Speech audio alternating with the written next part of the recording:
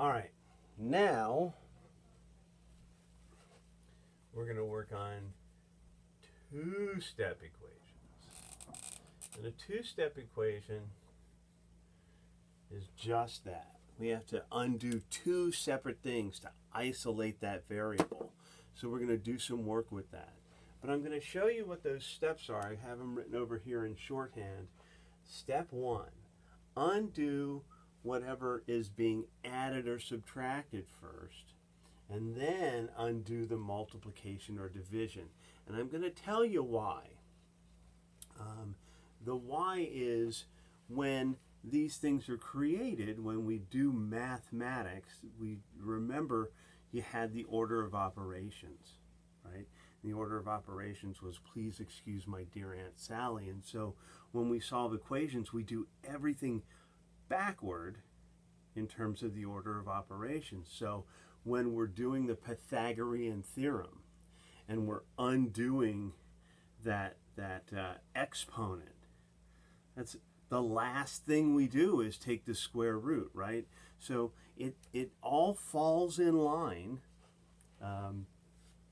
while we worry about all these certain things. So we had to do things in a specific order to get there, and now we have to undo it to find out what that variable value is. We have to undo it in the backward order. All right, so here's what we do. We undo our addition and subtraction first, and then we undo our multiplication and division. And I'm going to show you what that looks like because I have an equation, or I should have an equation, that says 2x plus 4 equals 12.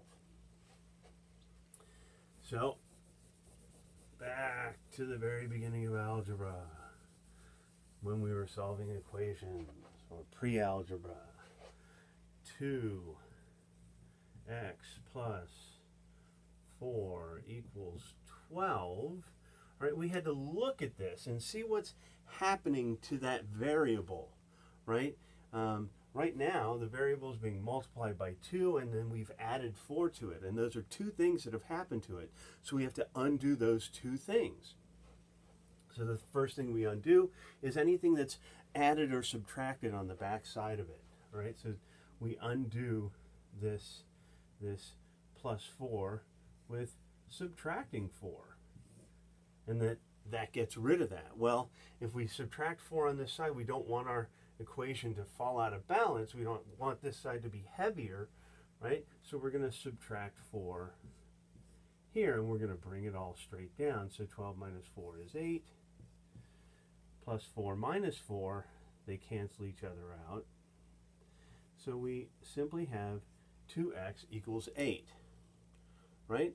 And then the second step is just to undo this multiplication. Now, I'm going to rewrite this right here because I like to do my math on a clean equation to see where I came from. Now I'll do the mathematics on it. If I was multiplying it by 2, I simply undo it with its opposite, its inverse operation, which is division. So I divide both sides by 2. And that leaves me with 1x, and I don't write the 1 in there, I don't have to, equals 4. And that's pretty easy. You've done that a million times, but maybe you didn't understand the why. Now, this is a little bit different problem. And I believe, I'm going to have to bring it up again. I'm sorry, my phone shut off on me. I believe I said 3x equals 2x plus 5. Well, this is a little bit different, but we came up with, we ran into something like this earlier when we were talking about inscribed angles. And so I want to show you that I can't really isolate a variable until I have all my variable values on one side, right? And so, yes, it's 2x plus 5, and there is a 5 being added to it, and my two steps say undo that addition first, and I don't really want to. So I should amend my statement to say, or combine like terms. You know, I made a mistake there, didn't I? I didn't show you that there may be an exception to the general rule. So when we learned this, we learned, okay, undo the addition and subtraction, and then we'll undo our multiplication or division. And I'm going to say, well, I have to get all of my x's together on one side. And so now I'll just subtract 2x. Okay? I subtract the whole value, not just the coefficient. I subtract the whole 2x from both sides. Why? Because that gets rid of the whole thing. Positive 2x, negative 2x, they cancel each other out. 3x minus 2x gives me one lonely little x equals positive 5. Okay? So there are exceptions to the rule.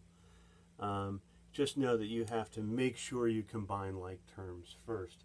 And I think I'll fix that in the next video.